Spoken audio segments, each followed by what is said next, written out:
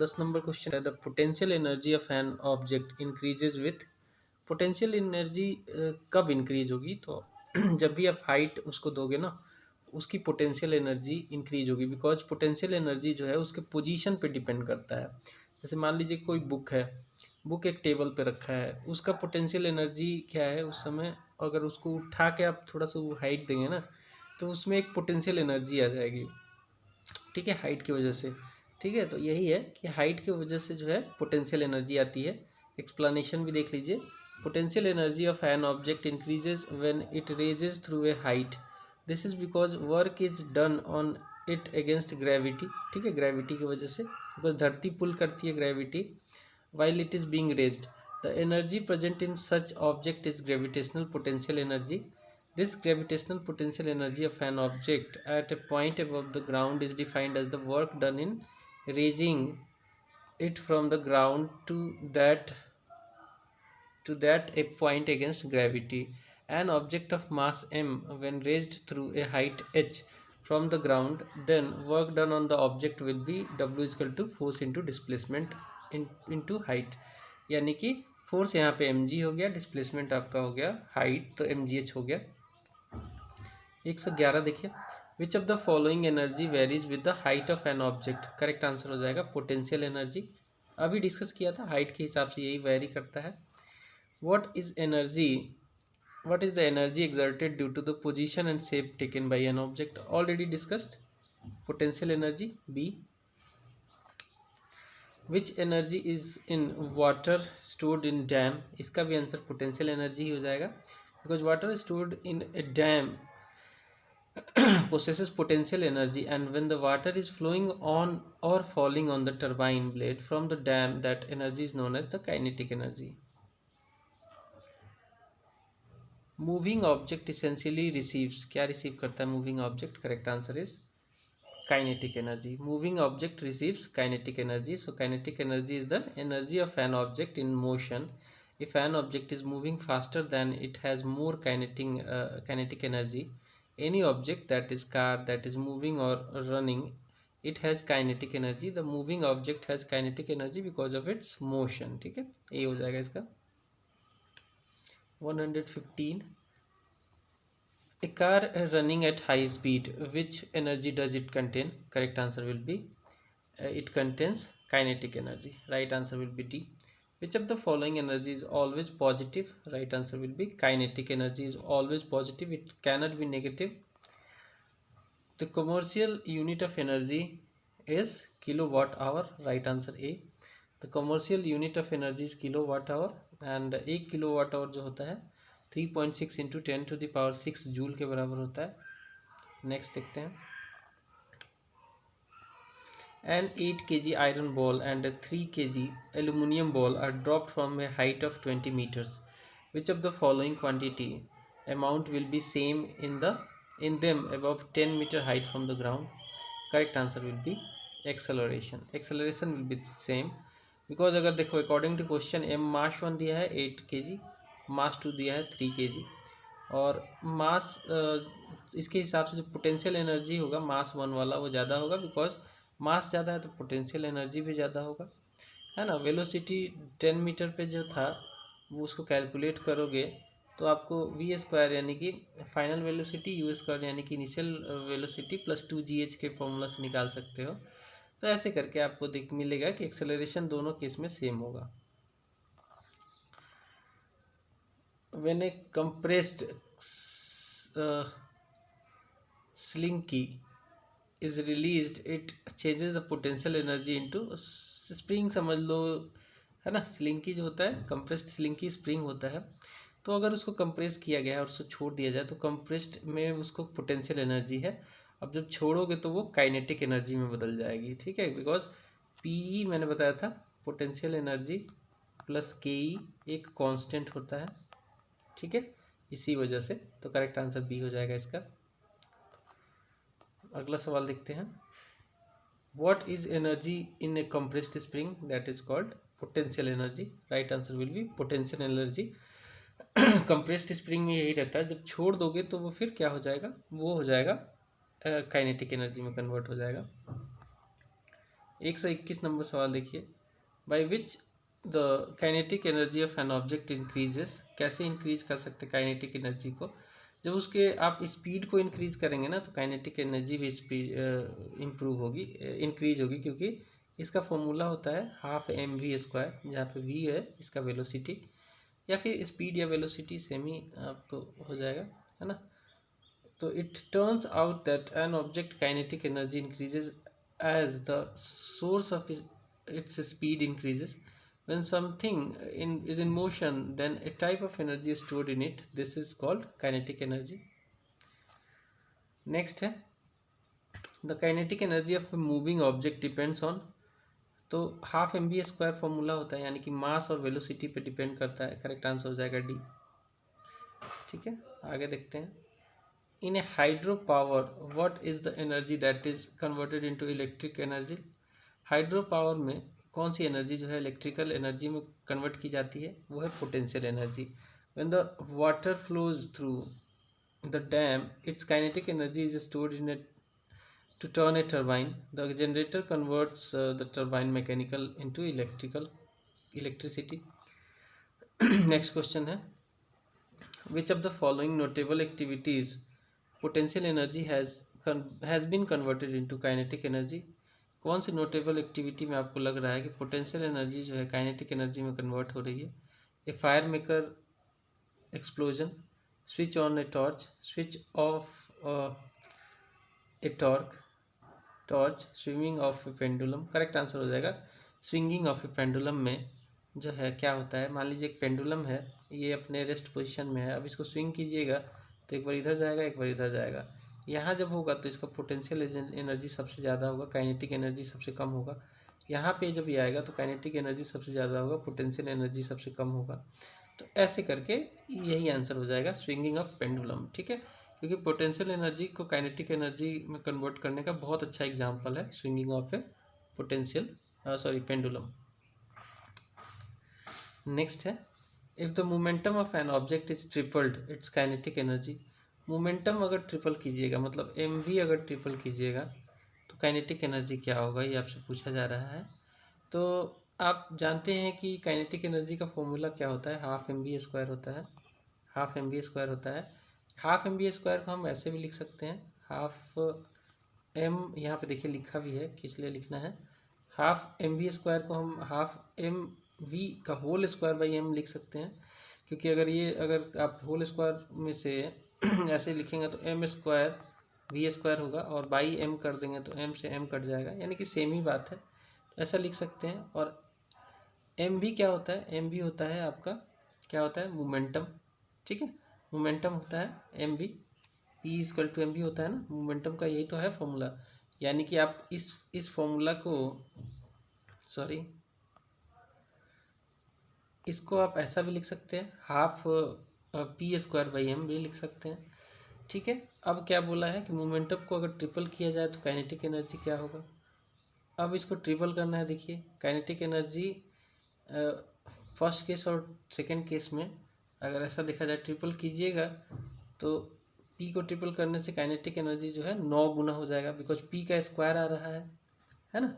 इस फॉर्मूला में भी देखिए यहाँ पे पी का स्क्वायर आ रहा है, अगर यहाँ पे पी की जगह पे 3p रखेंगे तो ऑब्वियसली अगर इसको स्क्वायर करेंगे तो 9 तो आएगा ही इसमें, यानी कि 9 टाइम्स ये इंक्रीज हो जाएगा। तो करेक्ट आंसर क्या हो जाएगा, the kinetic energy will B 9 time, ये वाला सी इसका आंसर हो जाएगा। ठीक है, अगला सवाल देखते हैं। 126 नंबर देखेंगे। What does the raised hammer have. जब भी कोई पोजीशन की वजह से कोई एनर्जी कोई आती है ना, तो वो आती है पोटेंशियल एनर्जी। तो जैसे आप हैमर को रेज कीजिएगा तो उसमें ऑब्वियसली पोटेंशियल एनर्जी आएगा। आगे बढ़ते हैं। अगला सवाल है, if the velocity of an object becomes twice, velocity को ट्वाइस किया जा रहा है, that its initial velocity, then its kinetic energy become n times of its initial kinetic energy, then what would be the value of n। तो simple सा सवाल है, half M B square formula होता है काइनेटिक एनर्जी का। पहले v था, अब क्या कर दिया जा रहा है, इसका इसको कर दिया जा रहा है हाफ एम भी के जगह पे क्या कर दिया जाएगा, 2v रखना पड़ेगा, तो 4 गुना बढ़ जाएगा, तो करेक्ट आंसर इसका बी हो जाएगा, है ना। 2 का स्क्वायर कीजिएगा तो 4 गुना होगा, इसका हो जाएगा बी। 128 देखिए, which type of energy is there in stretched rubber band. तो कुछ भी पोजीशन की वजह से कोई एनर्जी आती है उसे पोटेंशियल एनर्जी कहते हैं, कई बार डिस्कस कर लिया हमने, इसमें ज़्यादा टाइम वेस्ट नहीं करेंगे। What type of energy does a stretched रबड़, अगेन सेम ही हो गया, पोटेंशियल एनर्जी। अगला सवाल देखिए, when you stretch a rubber band the energy stored in it, same ही सवाल रिपीट हो रहा है, बहुत यानी कि इंपॉर्टेंट सवाल है, बार बार पूछा जाता है। Which of this can neither be created nor be destroyed, तो energy can neither be created nor be destroyed, ये है फर्स्ट लॉ ऑफ थर्मोडाइनेमिक्स से भी निकलता है। The first law of thermodynamics also known as law of conservation of energy states that energy can neither be created nor be destroyed. It can only be transferred or changed from one form of to another. For example, conversion of electrical energy into heat energy and light energy. ठीक है, एक अच्छा example है। अगला सवाल देखिए, which of the following can not be created can nor be created can never be created nor be destroyed, correct answer हो जाएगा इसका सी, एनर्जी। एनर्जी सेम ही क्वेश्चन है। अगला सवाल देखिए, if the kinetic energy of an object becomes 256 times that of initial value then the new linear momentum will be, तो 16 time होगा इसका आंसर, बिकॉज 16 का स्क्वायर कीजिएगा तभी तो 256 आएगा, है ना। हमने देखा था half p square by m का फॉर्मूला, ये भी काइनेटिक एनर्जी ही होता है। तो अगर p की वैल्यू यहाँ पे 16 रखिएगा तभी तो जाके ये 256 होगा, तो करेक्ट आंसर हो जाएगा इसका बी। अगला सवाल देखेंगे, यहाँ पे एक्सप्लेनेशन आप देख सकते हैं, सिंपल शब्दों में मैंने बता दिया। अगला सवाल है, the energy received by an object by its position and configuration is called, position configuration से जो भी एनर्जी आती है उसे पोटेंशियल एनर्जी कहते हैं। The object with mass m moves with speed v and has kinetic energy a. If its velocity is double, तो क्या होगा, डबल करेंगे वेलोसिटी तो मास, तो काइनेटिक एनर्जी 4 गुना हो जाएगा। हमने डिस्कस किया था कि हाफ एम बी स्क्वायर इसका फॉर्मूला होता है, और यहाँ पे v को 2v लिखना है, 2v लिखना है तो 2 का स्क्वायर कीजिएगा तो 4 गुना का अंतर आएगा ही आएगा, इसीलिए 4 गुना हो जाएगा ये। अगला सवाल देखते हैं, A compressed spring possesses more energy than a spring of normal length because the compressed energy has, correct answer हो जाएगा पोटेंशियल एनर्जी, पोजीशन की वजह से। Again, when a bullet is fired from a gun its potential energy is converted into kinetic energy, सही answer A हो जाएगा। Bullet में जब फायर करने से पहले स्टोर किया जाता है केमिकल पोटेंशियल एनर्जी, एंड इसके गन पाउडर में होता है ये। When the bullet is fired, this chemical potential energy is converted into kinetic energy and heat. Next है, two steel balls of mass 5 kg and 10 kg have same kinetic energy. Which ball is moving fast? तो देखिए ball का मास दिया है, ठीक है, और kinetic energy similar ही है, एक का हाफ एम, दोनों मतलब हाफ एम बी स्क्वायर तो फॉर्मूला ही होता है काइनेटिक एनर्जी का, एज यू नो। तो देखिए अगर मास कम है तो वेलोसिटी ज़्यादा होना चाहिए, जिसका मास कम होगा उसका वेलोसिटी ज़्यादा होगा, तभी तो दोनों का बराबर होगा। तो ऑब्वियसली बात ये होगा कि जो 5 kg का बॉल होगा वो ज़्यादा तेज़ मूव कर रहा होगा, तो करेक्ट आंसर बी हो जाएगा। आगे बढ़ते हैं, the energy contained in an object due to change in position and shape, correct answer हो जाएगा पोटेंशियल एनर्जी, कई बार डिस्कस कर लिया हमने। अगला सवाल देखते हैं, the energy possessed by body due to its change in position और शेप, अगेन सेम ही सवाल है, पोटेंशियल एनर्जी। 141 देखते हैं,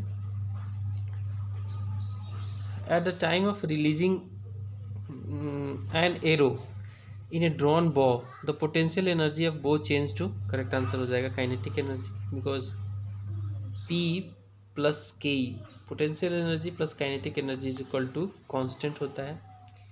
नेक्स्ट सवाल देखते हैं, which of the following is not an example of potential energy, कौन सा नहीं है एग्जाम्पल। एक कंप्रेस्ड स्प्रिंग, ये तो है ही। फ्लोइंग वाटर नहीं है बिकॉज ये एक काइनेटिक एनर्जी का एग्जाम्पल है। बाकी raised hammer, water stored in dam सभी जो है ये एक पोटेंशियल एनर्जी के एग्जाम्पल हैं। अगला सवाल, there is a body falling from mountain has, sorry, body fall कर रही है माउंटेन से, तो उसमें क्या होगा, उसमें क्या होगा, दोनों होगा, काइनेटिक एनर्जी भी होगा, पोटेंशियल एनर्जी भी होगा। कैसे, मान लीजिए ये माउंटेन है, यहाँ पे एक बॉडी रखी थी, अब ये गिर रही है, तो यहाँ पे जब ये थी तो सबसे ज़्यादा इसमें क्या था, काइनेटिक एनर्जी था। अब यहाँ पे आ गई मान लो गिर के, तो काइनेटिक एनर्जी थोड़ा कम हो गया। और इसमें क्या है, अब सॉरी यहाँ उल्टा मैंने बोल दिया, यहाँ पे मान लो एक माउंटेन है, एक बॉडी है, यहाँ पे जब था इस मेन हाइट पे, पीक पे था, तब इसकी पोटेंशियल एनर्जी सबसे ज़्यादा थी, मैंने काइनेटिक बोल दिया था। अब ये मान लो गिर के यहाँ पे आ गया, तो पोटेंशियल एनर्जी जो है थोड़ी कम हो गई और काइनेटिक एनर्जी थोड़ी सी इंक्रीज होगी।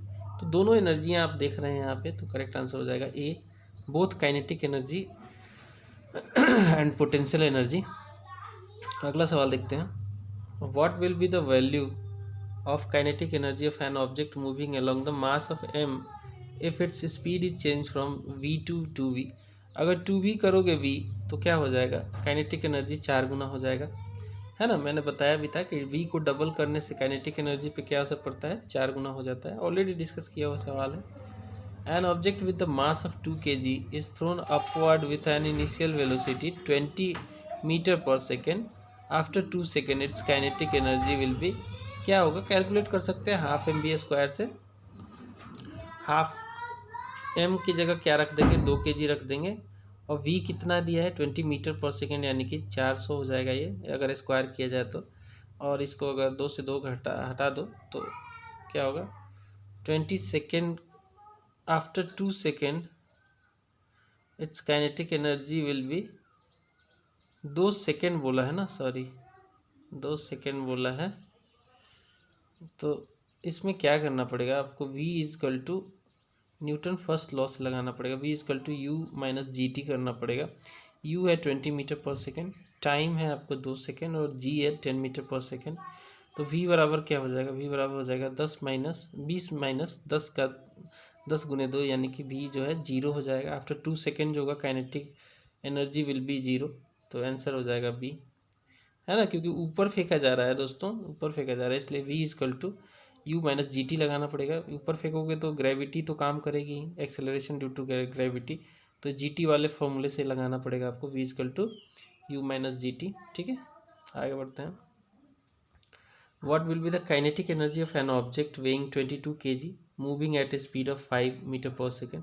तो ये तो आसान है, हाफ एम बी स्क्वायर से लगा लो, एम हो गया 22 एम, और वी कितना है 5, यानी कि 25 हो जाएगा, स्क्वायर करोगे तो 11, और अगर 25 में 11 से गुना करोगे तो आंसर आएगा 275 जूल। ए इसका आंसर हो जाएगा 146 का, ठीक है, 146 का ए हो जाएगा 275 जूल। नेक्स्ट है, फॉलिंग कोकोनट हैज़, क्या होगा उसमें, जब वो फॉल करेगा ना, शुरू में तो उसमें बहुत ज़्यादा पोटेंशियल एनर्जी रहेगी, लेकिन जब गिरने लगेगा तो पोटेंशियल एनर्जी खत्म होने लगेगी और काइनेटिक एनर्जी उसमें आ जाएगी, तो करेक्ट आंसर हो जाएगा सी।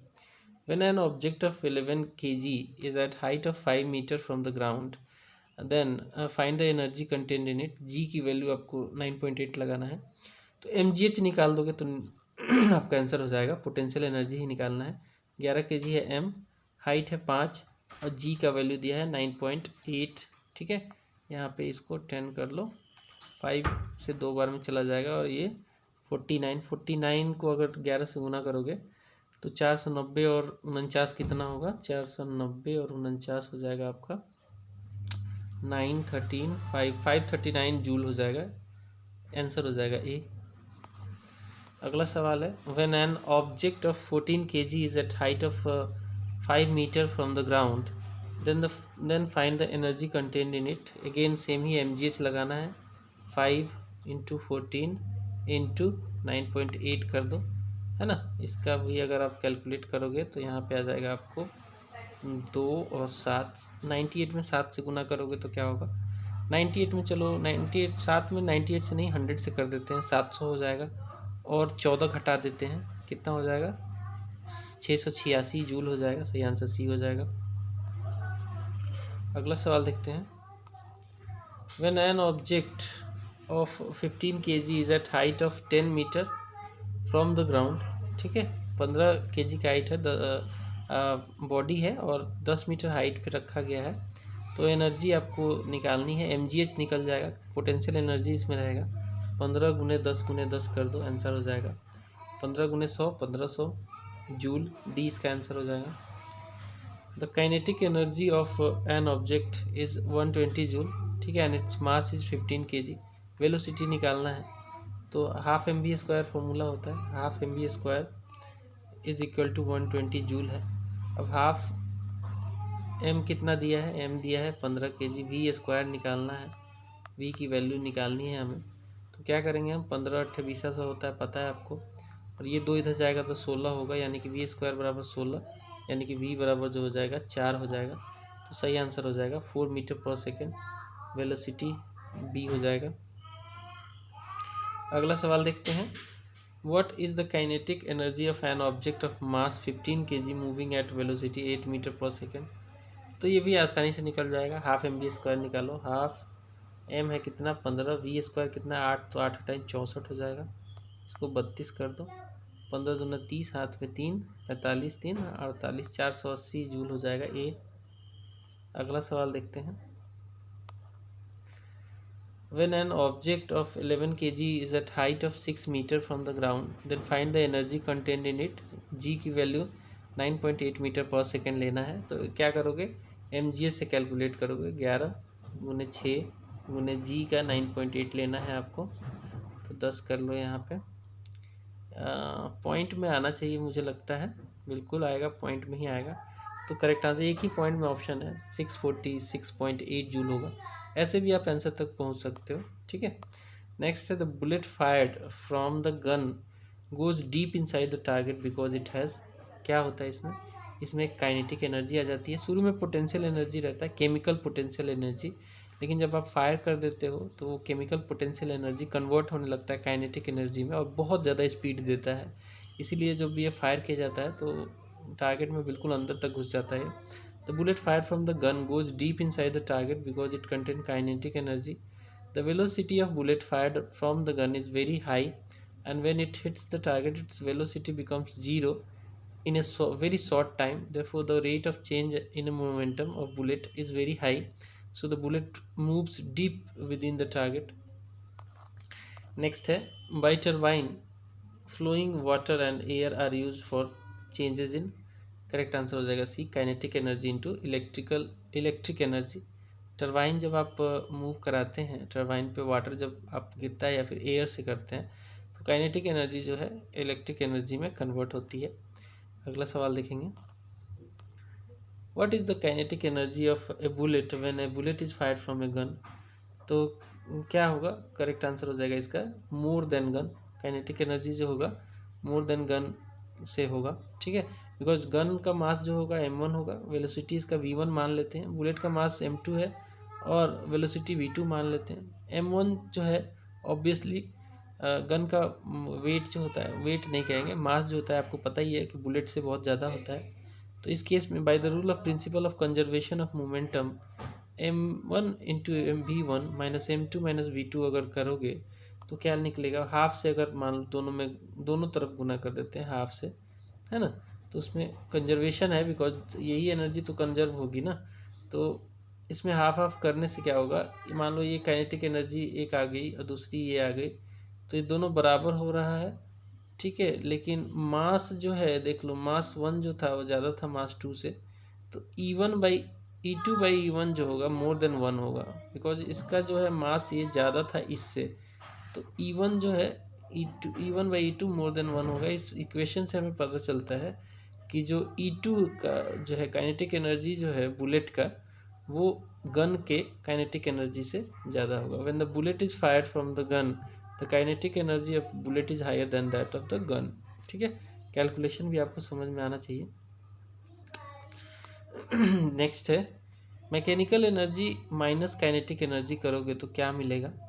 Mechanical energy minus kinetic energy करोगे तो मिलेगा आपको पोटेंशियल एनर्जी। ठीक है, पोटेंशियल एनर्जी मिल जाएगा आपको। Mechanical energy is due to the position और movement of an object. The formula for mechanical energy is equal to kinetic energy plus potential energy. So अगर आप मैकेनिकल एनर्जी माइनस इधर इसको काइनेटिक एनर्जी को इधर लाओ, काइनेटिक एनर्जी कर दोगे तो पोटेंशियल एनर्जी मिल जाएगा, है ना। ठीक है, आगे बढ़ते हैं। ये सिंपल सा फॉर्मूला है, आपको समझ लेना है। What does the mechanical energy equal. तो मैकेनिकल एनर्जी काइनेटिक एनर्जी और पोटेंशियल एनर्जी के योग के बराबर होता है। सही आंसर हो जाएगा बी। अगला सवाल क्या है, अगला सवाल कहता है कि मैकेनिकल एनर्जी जो है कॉम्बिनेशन ऑफ काइनेटिक एनर्जी और किसकी कॉम्बिनेशन है। करेक्ट आंसर हो जाएगा potential energy. What is the sum of kinetic energy and potential energy of an object is called. Again same ही सवाल है, सही आंसर हो जाएगा mechanical energy. What is the sum of kinetic energy and potential energy of an object is called. ये भी same ही, वही same to same सवाल है, सही आंसर हो जाएगा मैकेनिकल एनर्जी। ये रिपीट होते रहते हैं सवाल, है ना। नेक्स्ट है मैकेनिकल एनर्जी इज क्या होता है। ये सम होता है काइनेटिक एनर्जी और पोटेंशियल एनर्जी का। Dash has two types of energy. Correct answer हो जाएगा mechanical energy has two types of energy, that is kinetic energy and potential energy. 164 देखिए, potential energy and kinetic energy are the type of. Correct answer हो जाएगा mechanical energy. अगला सवाल देखेंगे 165। An object of mass 15 kg is moving with uniform velocity of 7 metre per second. What is the kinetic energy? क्या करेंगे, half M B square से निकालेंगे। Half into 15 into 7 का हो जाएगा 49, स्क्वायर करोगे तो इसका क्या आएगा। 49 में अगर 15 से गुना करोगे, एक काम करते हैं 15 में 50 से गुना कर देते हैं 750, और उसमें से 15 घटा लेते हैं तो 735/2 हो जाएगा। यानी कि इसको 2 से डिवाइड करोगे तो कितना आएगा, यह आएगा आपका 3 और 6 और 7.5, यानी कि 367.5 जूल। इसका आंसर हो जाएगा सी। अगला सवाल देखते हैं। An object of 12 kg is placed at a certain height from ground. If the potential energy of object is 600 joule, find the height of the object with respect to ground. G का value 10 लगाना है। तो mgh है निकालना आपको, कितना दे रखा है 600 जूल दे रखा है। मास दे रखा है 12 kg, जी का वैल्यू दे रखा है 10 kg, और हाइट निकालना है आपको 600।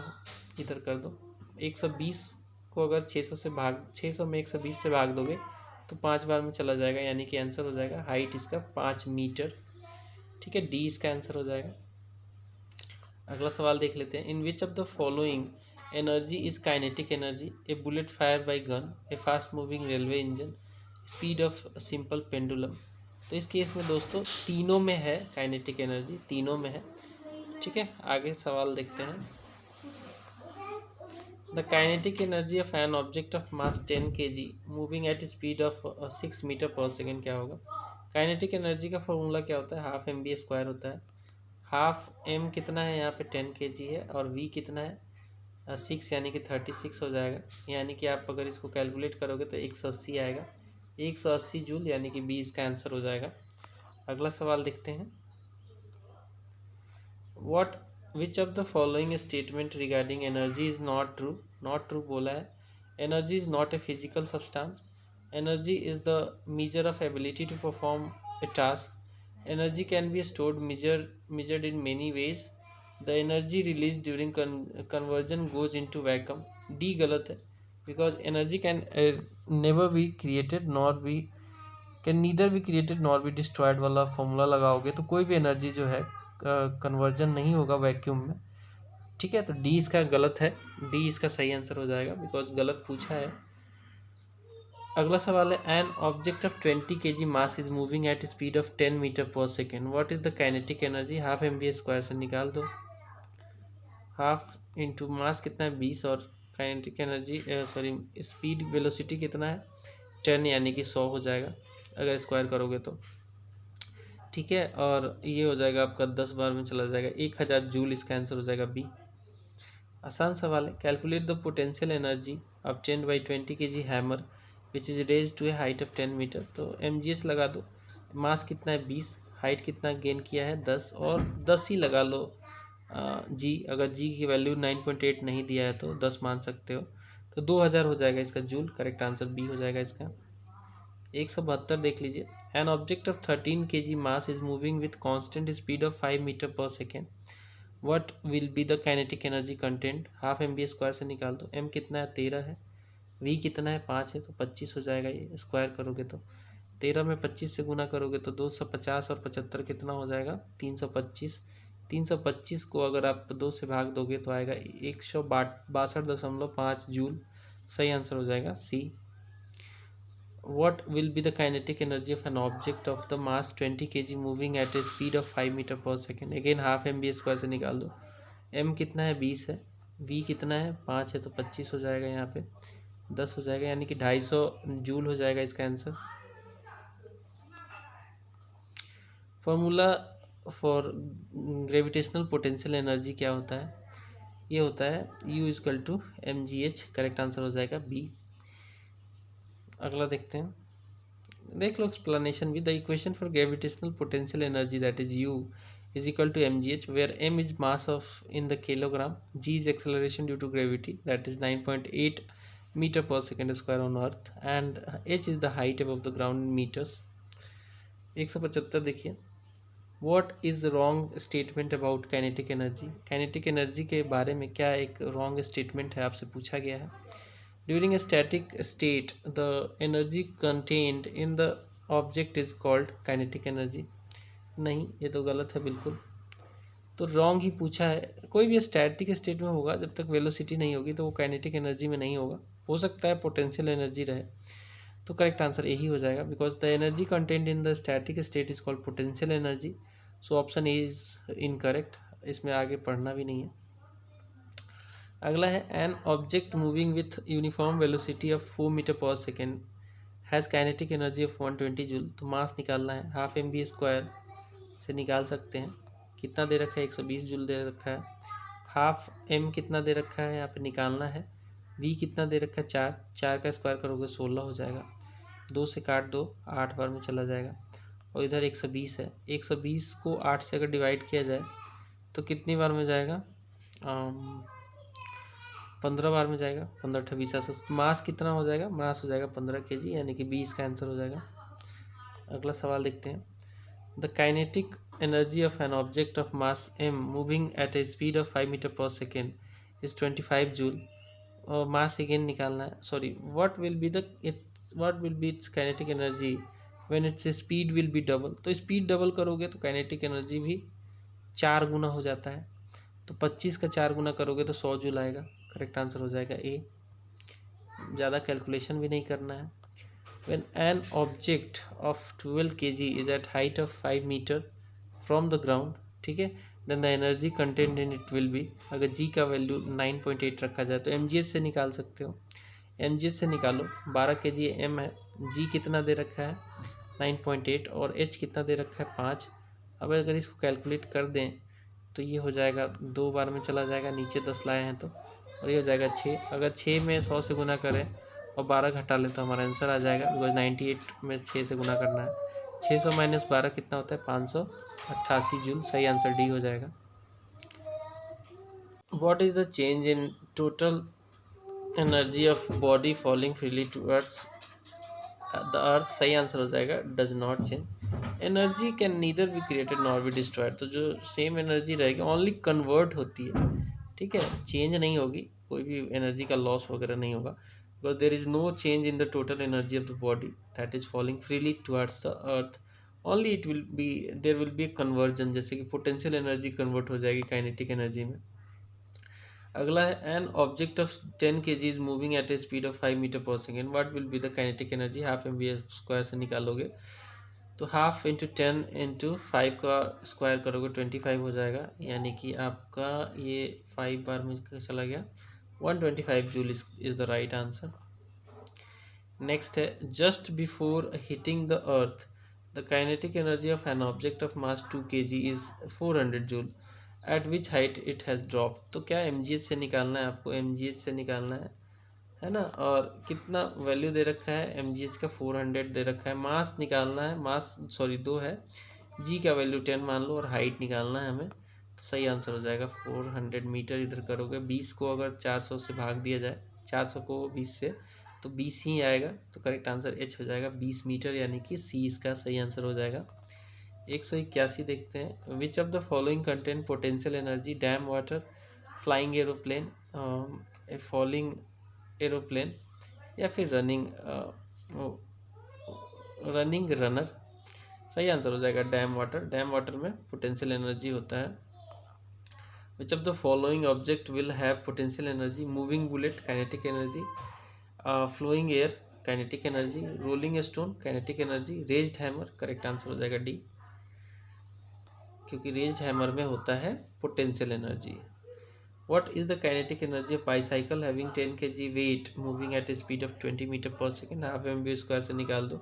m है 10, b कितना है 20, 20 को अगर स्क्वायर किया जाए तो 400 हो जाएगा, और ये हो जाएगा आपका, इसको 200 कर सकते हैं काट के, तो 2000 जूल इसका सही आंसर होगा। 185 देखिए। An object of mass 14 kg is moving at a velocity of 5 metre per second, find the kinetic energy. Half M B square से ही निकलेगा। 1/2 गुने 14 गुने 5 का स्क्वायर 25 हो जाएगा। 7 25 से गुना कीजिए तो होगा कितना? 25 छक्का 150, 25 सत्ते 175 जूल, यानी कि डी इसका आंसर हो जाएगा। विच of the following does not have kinetic energy? Rolling stone, इसमें तो है ही काइनेटिक एनर्जी। फॉलिंग कोकोनट, इसमें भी है काइनेटिक एनर्जी। रेज्ड हैमर में नहीं होता है। करेक्ट आंसर सी हो जाएगा। अगला सवाल, which of these objects does not have kinetic energy? Flowing wind, इसमें भी होता है। फॉलिंग स्टोन में भी होता है। रेज्ड हैमर में नहीं होता है। सही आंसर हो जाएगा बी। नेक्स्ट है, the energy of 9800 joule was use to lift 70 kg weight at which height the weight was lifted? तो सिंपल सा सवाल है, एम से निकल जाएगा। एम है कितना 70, जी कितना दे रखा है 10 मान लो, और एच निकालना है, और इधर कितना है 9800 जूल है। तो आप ये 2 जीरो से ये 2 जीरो उड़ा सकते हो, और 7 से अगर इसको ले जाओ तो 1 और बच्चा कितना है यहाँ पे 2 7 चौक 28, यानी कि एच जो है यह है 14 मीटर। करेक्ट आंसर हो जाएगा ए, 14 मीटर। अगला सवाल देख लेते हैं। 189, what is the potential energy of an object of mass 40 kg when it is lifted at a height of 5 meter above the ground? mgs से निकल जाएगा पोटेंशियल एनर्जी। 40 है m, g 10 मान लो, और हाइट है 5, तो 400 इंटू 5 2000 जूल। करेक्ट आंसर बी हो जाएगा। 190, during the free falling of an object क्या होगा? काइनेटिक एनर्जी इंक्रीज होगी, पोटेंशियल एनर्जी इंक्रीज होगी, काइनेटिक एनर्जी डिक्रीज होगी, there is no change. Correct answer A होगा। अगर मान लीजिए कोई वस्तु है जो इस हाइट पे रखी गई है, कुछ हाइट है, मान लो यहाँ पे एक वस्तु रखी गई है कुछ हाइट पे, तो यहाँ पे पोटेंशियल एनर्जी सबसे ज़्यादा है। जब ये गिरने लगेगी तो काइनेटिक एनर्जी इसकी इंक्रीज होती जाएगी। तो करेक्ट आंसर ए हो जाएगा। आगे बढ़ते हैं। If the velocity of an object moving at a certain height is increase 4 times, then what will be the change in the potential energy? क्या 4 टाइम किया है? हाइट अगर 4 टाइम करेगा तो पोटेंशियल एनर्जी भी जो है वो 4 टाइम बढ़ जाएगा, बिकॉज mgh फॉर्मूला होता है। ठीक है, अगर h को 4 गुना करोगे तो इसमें ओवरऑल जो चेंज आएगा ये भी 4 गुना हो जाएगा। तो potential energy will be 4 times of its original value, sorry, potential energy will be constant. अच्छा, कैसे? The velocity of an moving object at certain height is increase 4 time. अच्छा सॉरी, वेलोसिटी को किया गया है सर्टेन हाइट पे, velocity को किया गया है, तो पोटेंशियल एनर्जी हाइट में चेंज नहीं किया गया है। हाइट में चेंज नहीं किया गया है, वेलोसिटी चाहे कितना भी बढ़ा लो, पोटेंशियल एनर्जी चेंज नहीं होगा। तो करेक्ट आंसर हो जाएगा ए। ठीक है, मैं समझा थोड़ा गलत था। एनीवे, यहाँ पे एक्सप्लेनेशन देख लीजिए। The energy that exist in each object due to its position और shape is called potential energy. According to the question, increasing the velocity of an object moving at a certain height 4 times will change its kinetic energy and not the potential energy. Therefore, potential energy of that object will remain constant. 192, how would energy be converted while cycling? Cycling कीजिएगा तो क्या होगा, cycling में आप mechanical power लगाएंगे, वो क्या होगा, काइनेटिक एनर्जी में बदलेगा। तो करेक्ट आंसर हो जाएगा साइकिलिंग में। आंसर दे रखा है ओके। आप मैकेनिकल नहीं, आप एक्चुअली केमिकल एनर्जी लगा रहे हैं, बिकॉज मस्कुलर एनर्जी में कन्वर्ट होता है आपका chemical energy. So correct answer हो जाएगा the chemical energy is converted into muscular energy then kinetic energy. हमारी बॉडी जो है कॉम्पोजिशन है केमिकल एनर्जी की। हमारी बॉडी में कौन सी एनर्जी है पूछा जाए तो मैकेनिकल नहीं है, केमिकल एनर्जी है। अब अगर हम साइकिल पेडल करते हैं तो हम अपने क्या है, केमिकल एनर्जी को यूज करके पहले मस्कुलर एनर्जी क्रिएट करते हैं, और उसी मस्कुलर एनर्जी से जो है काइनेटिक एनर्जी में कन्वर्जन होता है साइकिल जब मूव करती है। आगे बढ़ते हैं। A compressed spring has potential dash energy compare to normal spring. तो कंप्रेस्ड स्प्रिंग में जो है ना ग्रेटर एनर्जी होगा as compare to that of the normal spring, because जैसे ही किसी स्प्रिंग को कंप्रेस करेंगे उसमें पोटेंशियल एनर्जी आ जाएगा, वो एनर्जी जो है नॉर्मल स्प्रिंग से ज़्यादा होता है। अगला सवाल देखते हैं 194। An object is dropped from a certain height to the ground, ठीक है, when it touches the ground it will contain, क्या कंटेन करेगा, करेक्ट आंसर हो जाएगा काइनेटिक एनर्जी कंटेन करेगा। The energy that is generated due to the motion of an object is called kinetic energy. If an object of mass m is moving at velocity v, then the kinetic energy of that object will be half mv square, such as when an object is dropped to ground from certain height, it has kinetic energy when it touches the ground. Next question, dash is known as the strength of an object. क्या strength होता है, तो correct answer हो जाएगा energy is known as the strength of an object. ठीक है, आगे बढ़ते हैं। What would be the energy contained at the height of 6 metre by a body of mass 50 kg। क्या करना है, एम निकाल देना। 50 है एम, 6 है जी की वैल्यू 10 ले लेते हैं और हाइट है 6, तो 500 गुने 6 करोगे तो 3000 जूल आ जाएगा। ए इसका आंसर हो जाएगा। 197 देख लीजिए। Find the potential energy of an object mass m raised from the ground level at a height of 4 h। तो क्या होगा, 4h तक इंक्रीज करना है। तो p जो होता है आपको पता ही है कि जो पोटेंशियल एनर्जी होता है वो mgh होता है, और मास m है, और मास m जो है वो मास को अगर mg में करें तो मास अगर 10 मान ले और 10 ही मान ले हम अपना जी की वैल्यू, और पहले कुछ हाइट था तो 100h हो जाएगा। अब हमें क्या करना है, अब हमें 100h हो गया पहले वाला जो पोटेंशियल एनर्जी। अब हमें हाइट को 4 टाइम्स इंक्रीज करना है, 4h करना है। तो इस हाइट के जगह पे हम 4h रखेंगे तो ये 400h हो जाएगा। ठीक है, यानी कि जो अंतर आया है वो 4 टाइम्स आया है, तो 4mgh ये हो जाएगा, 4mgh हो जाएगा, यानी कि ए इसका सही आंसर हो जाएगा।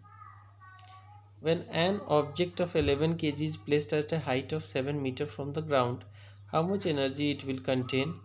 तो सिंपल है, mgh निकाल दो। ठीक है, 11 kg है इंटू 7 इंटू 9.8 ही रख लो, मान लो 10 मत रखो। तो क्या होगा, इसका हो जाएगा तुम्हारा 77 इंटू 9.8।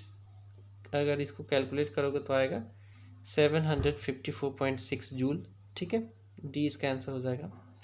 199 देखिए। When an object of 10 kg is placed at a height of 7 metre from the ground, how much energy it will contain. Again simple सा सवाल है, यहाँ पे भी जी की वैल्यू आपको 9.8 ही ले लेनी है, क्योंकि इस ऑप्शन में थोड़ा सा क्लोज दे रखा है। तो 10 इंटू 7 इंटू 9.8 कर लो। ठीक है, यहाँ पे 10 से ये 10 उड़ जाएगा, और 98 को 7 से गुना करोगे तो आंसर आएगा आपका 686 joule. What type of energy changes during the rain? तो रेन के समय पूछा है कि क्या कौन सी एनर्जी कैसे चेंज होती है, आपसे पूछा जा रहा है। 200 का सही आंसर हो जाएगा डी, यानी कि पोटेंशियल एनर्जी जो है कन्वर्ट हो रही है काइनेटिक एनर्जी में। During the rain potential energy is converted into kinetic energy.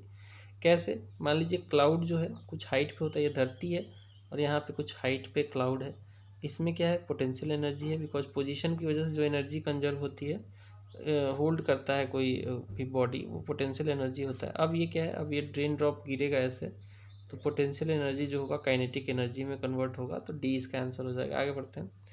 Which of the following increase और डिक्रीज विथ हाइट, तो पोटेंशियल एनर्जी इसका सही आंसर हो गया, क्योंकि एम जो है फॉर्मूला है, तो एच के हाइट पे डिपेंड करेगा। अगर इसको इंक्रीज करोगे तो पोटेंशियल एनर्जी इंक्रीज होगी, इसको डिक्रीज करोगे तो पोटेंशियल एनर्जी डिक्रीज होगी। दूसरा 2 नंबर सवाल देखिए। The energy content in an object is 1500 joule and its mass is 15 kg। ठीक है, फाइंड द हाइट, तो एम से निकाला जा सकता है। M G H equal to 1500 joule है। एम का जो वैल्यू है वो दे रखा है 15 kg, जी मान लो 10 kg, एच निकल जाएगा आपको 150 में। अगर 1500 में 150 से भाग दोगे तो 10 आ जाएगा, यानी कि 10 मीटर हो जाएगा। आंसर हो जाएगा A. Potential energy is equal to M के बराबर होता है, करेक्ट आंसर हो जाएगा बी। सिंपल सा सवाल है। Potential energy again same, B इसका आंसर हो जाएगा। If an object of 10 kg mass is moving at a speed of 2 meter per second, then kinetic energy of object half M V square से निकल सकता है। Half into 10 into 2 metre per second को square करोगे तो 4 metre per second square हो जाएगा। ये हो गया 2, यानी कि 20 जूल इसका आंसर हो जाएगा डी। 206 नंबर देखिए। What is the formula finding the kinetic energy of an object, half M V square. सही आंसर हो जाएगा हाफ एम वी स्क्वायर, यानी कि बी। ठीक है, B half M V square. अगला सवाल देख लें। 207 नंबर क्या कहता है। What does the kinetic energy equal, kinetic energy जो है हाफ एम वी स्क्वायर के बराबर होता है। An object of mass 11 kg is moving at the velocity of 5 metre per second, तो हाफ एम वी स्क्वायर से निकाल लो। हाफ इंटू एम कितना है 11 है और वी है 25, वी 5 है तो स्क्वायर करोगे 25 हो जाएगा। 275/2 अगर इसको भाग दिया जाए तो कितना आएगा, 137.5 जूल इसका सही आंसर हो जाएगा बी। अगला सवाल देखते हैं 208 number. An object of mass 11 kg is moving at a velocity, वो 208 तो हो ही गया। 209 नंबर देखते हैं। An object of mass 15 kg is moving at a uniform velocity 5 metre per second, half M V square से निकाल दो। हाफ इंटू एम की वैल्यू 15 और वी कितना है 5, यानी कि 25, तो ये आ जाएगा आपका 25 इंटू 15, 15 25 बच्चे 125, 12 37 हो जाएगा, यानी कि 2 से भाग दोगे तो आएगा 187.5 जूल। ये इसका सही आंसर हो जाएगा। 10 number 210। An object of mass 12 kg is placed at a certain height from the ground. ठीक है, if the potential energy of an object is 480 joule, potential energy 480 joule है। Find the height from the ground of object, height आपको निकालना है। Potential energy कितनी है, potential energy है 480 joule, height निकालना है एम से निकल जाएगा। ठीक है, M G H equal to 480, 12 kg है एम और जी 10 मान लो, हाइट निकाल लो। 120 में अगर 480 में 120 से भाग दिया जाए तो 4 बार में चला जाएगा, 4 मीटर इसका आंसर हो जाएगा C. Which of the following is an example of potential energy, bricks placed on the roof of the house, बिल्कुल है। Spring of a clock when it rotates, compressed spring बिल्कुल है। Stored water in elevated reservoir बिल्कुल है। तो correct answer क्या हो जाएगा इसका, और ये भी है, sorry, spring of clock when it is rotated, सभी है इसका एग्जाम्पल, डी इसका आंसर हो जाएगा। 212 नंबर देख लेते हैं। An object capable of performing A work has, क्या होता है उसमें, एनर्जी होता है। सिंपल है, तो डिफिनीशन से भी आप देख सकते हो। Water flowing in the hydro electric power station can run the turbine because it contain, क्या कंटेन करता है, because it contain kinetic energy. ठीक है, so the water flowing in the hydro electric power station can run the turbine because it contains kinetic energy. The kinetic energy is the excess energy of the body due to its linear velocity और angular velocity और both. It's value is equal to the work done in accelerating that body from the rest, half M V square होता है इसका formula. आगे बढ़ते हैं। Which of the following statement is false, false आपको check करना है। तो फॉल्स क्या है आप देखिए, compressed spring has potential energy, हाँ सही है बिल्कुल। The raising hammer has potential energy, ये भी सही है। Dam water has kinetic energy, ये गलत है, डैम वाटर में भी पोटेंशियल एनर्जी होता है। ठीक है, हमें स्टेटमेंट फॉल्स चुनना था तो हमारा आंसर हो जाएगा सी। अगला सवाल देखते हैं 215 number. An object of mass 20 kg is moving at a velocity of 6 metre per second, what is the kinetic energy? Half M B square से कैलकुलेट कर सकते हो, 10 इंटू 36 कर दो यानी कि 360 जूल, इसका आंसर हो जाएगा बी। ठीक है।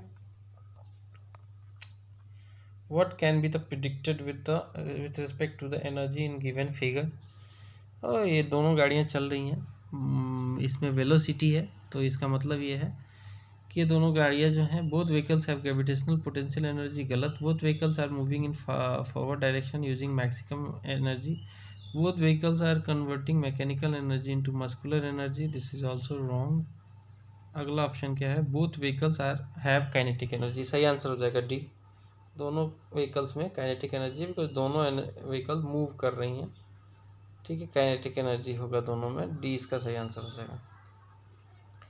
The water raised at certain height has potential energy, simple है, पोजीशन की वजह से जो एनर्जी है पोटेंशियल एनर्जी है। If a boy leaves it gun gas filled balloon that goes upward direction, its potential energy will be, correct answer होगा potential energy will be increase, will increase. ठीक है, because height उसमें gain कर रहा है वो, और पोटेंशियल एनर्जी जो है परपेंडिकुलर होता है बिल्कुल, डायरेक्टली सॉरी प्रोपोर्शनल होता है बिल्कुल हाइट के, तो जितना हाइट इंक्रीज होगा उतना ही पोटेंशियल एनर्जी भी इंक्रीज होगा। आगे बढ़ लेते हैं। If the speed of cycle is doubled, तो काइनेटिक एनर्जी v अगर डबल करोगे तो क्या होगा? काइनेटिक एनर्जी 4 गुना हो जाएगा, ये तो हम जानते ही हैं। An object of mass 30 kg is being transferred by 10 meter per second uniform velocity. What is the kinetic energy of an object? क्या करोगे? हाफ एम बी स्क्वायर से निकाल लो, हाफ एम बी स्क्वायर से निकालो, m कितना है? 30 है, और v है 10, तो 10 का स्क्वायर 100 हो जाएगा, यानी कि 3000/2 यानी कि 1500 जूल, बी इसका सही आंसर हो जाएगा। अगला सवाल देख लेते हैं। An object of mass 30 kg is moving at uniform velocity of 5 meter per second. What is the kinetic energy? Simple है, काइनेटिक एनर्जी का क्या होता है? हाफ एम बी स्क्वायर होता है, एम है 30 और वेलोसिटी है 5, तो इसका 25 हो जाएगा, यानी कि 25 से 750 का हाफ कितना होगा? 375 जूल, बी हो जाएगा इसका answer. An object has potential energy of 400 joule with mass 20 kg, जी का वैल्यू 10, एच निकल जाएगा, 400/20 गुने 10 कर लो, तो यानी कि 2 मीटर होगा answer D. When the hammer of 15 kg is raise to height of 10 metre, potential energy कितना आएगा? जी का वैल्यू 10 ले लेंगे, 15 एम हो गया, जी का 10 ले लेते हैं, और 10 ही है हाइट, तो हो जाएगा 1500 जूल, ये हो जाएगा इसका सही answer. What is the kinetic energy of ball of mass 2 kg moving at a speed of 30 metre per second? Half M B square से निकाला जा सकता है, हाफ एम कितना है? 2 है, v कितना है? 30, यानी कि 30 का अगर स्क्वायर करोगे तो 900 हो जाएगा, 2 से 2 गया, 900 joule is the right answer B. If the velocity of an object is twice that of its initial velocity, how many times will the kinetic energy? तो 4 टाइम्स हो जाएगा, तो सिंपल है, कई बार हो गया, इस ये सवाल आ गया। अगला क्वेश्चन देख लेते हैं। अगला सवाल देखिए, एन ऑब्जेक्ट बोला है, an object of mass 12 kg is placed at a certain height from the ground if the potential energy is 600 metre, height निकालना है, तो क्या करेंगे? 600 है, 600 में मास नीचे आ जाएगा कितना? 12, जी की वैल्यू 10 ले लेते हैं, एच की वैल्यू आ जाएगी, है ना, तो क्या हो जाएगा? 120 को अगर आप 600 से भाग दीजिएगा तो 5 मीटर आंसर आएगा C. Which of the following energy increase with the speed? Speed increase करेंगे तो काइनेटिक एनर्जी इंक्रीज होगी। रिपीटेड सवाल। फॉलोइंग गिवन एग्जाम्पल रिप्रेजेंट्स, क्या रिप्रेजेंट करता है? Height, speed, pebble can hurt a person और break a window glass, energy of a moving vehicle, fast moving air can damage many homes, wind can drive windmill. ये सब example है kinetic energy का, ठीक है, सारे example है kinetic energy के। Find the potential energy of an object 3 metre mass, 3 metre mass raise from the ground at height of h। Okay, ठीक है, ठीक है, मान लीजिए धरती पे है कोई, पोटेंशियल एनर्जी क्या होता है, mgh होता है, ठीक है। अब हमने इसमें बोला इसने कि हाइट को जो है 3 मीटर बढ़ा दिया जाए, तो नया पोटेंशियल एनर्जी क्या हो जाएगा, 3 मीटर हाइट हो जाएगा, ठीक है। एच जी तो जी ही रहेगा, और जो ये होगा अपना एच हो गया, मास हो गया एम। यहाँ पे थोड़ा क्वेश्चन गलत लग रहा है, 3 मीटर मास थोड़ी होगा, 3 kg देना चाहिए था, छोड़ देते इस क्वेश्चन को। वैसे 3 mgh आएगा यहाँ पे, अगर 3 kg लिखा होता तो 3 mgh आता। If A bullet is fired from the gun comes backward, what will be the kinetic energy of the gun. Correct answer हो जाएगा लेस देन द बुलेट, ठीक है। काइनेटिक एनर्जी जो गन की होती है वो बुलेट के काइनेटिक एनर्जी से कम होती है, बिकॉज जो मास होता है गन का वो ज़्यादा होता है और वेलोसिटी जो होता है वो कम होता है, इसलिए जो होता है काइनेटिक एनर्जी जो होता है बुलेट का वो ज़्यादा हो जाता है, क्योंकि बहुत ही ज़्यादा उसकी वेलोसिटी होती है। तो करेक्ट आंसर हो जाएगा इसका डी। अगला सवाल देखते हैं 231। A mobile was dropped from a balcony if the mass of mobile phone is 0.5 kg and mobile phone was dropped from a height of 100 metre. ठीक बात है, जी का 10 मीटर पर सेकेंड लेना है, तो पोटेंशियल एनर्जी mgh हम जानते हैं, mgh होता है, मास कितना दिया है 0.5 kg को हम हाफ kg लिख सकते हैं, और जी की वैल्यू 10 दे रखा है, हाइट कितना 100 है, तो करेक्ट आंसर हो जाएगा 500 joule. 500 joule is the right answer, 231 का सही आंसर हो जाएगा 500 जूल, यानी कि डी सही आंसर इसका हो जाएगा दोस्तों। When an object of 11 kg is placed at a height of 8 metre, ठीक है, from the ground, how much energy it contain, mgh निकाल दो आंसर आ जाएगा। 11 इंटू 9.8 ले लेते हैं g, और h है 8, ठीक है, इसको गुना करेंगे तो कितना आएगा 862.4 जूल आएगा। When an object of 15 kg is at height of 5 meter from the ground, then how much energy it will contain, mgh निकाल दीजिए, m कितना है 15 है, g 10 ले लेते हैं यहाँ पे, और h है कितना 5, तो 750 हो जाएगा। या फिर अगर इसमें 9.8 लिया है, 9.8 लीजिएगा तो करेक्ट आंसर हो जाएगा 735। An object of mass 10 kg is placed at height 6 मीटर from the ground, कैलकुलेट करना है पोटेंशियल एनर्जी। m कितना है 10 है, g की वैल्यू यहाँ पे दे रखा है 9.8, ठीक बात है, और h कितना दे रखा है 6 मीटर तक उठाना है, तो 98 में अगर 6 से गुना करोगे, या फिर आप एक काम करो 100 में 6 से गुना कर लो, 12 माइनस कर दो, आंसर आ जाएगा, सही आंसर हो जाएगा डी 588 जूल। डी नहीं बी होगा, यहाँ पे वाट दे रखा है तो वाट में तो होता नहीं है एनर्जी, जूल में होता है।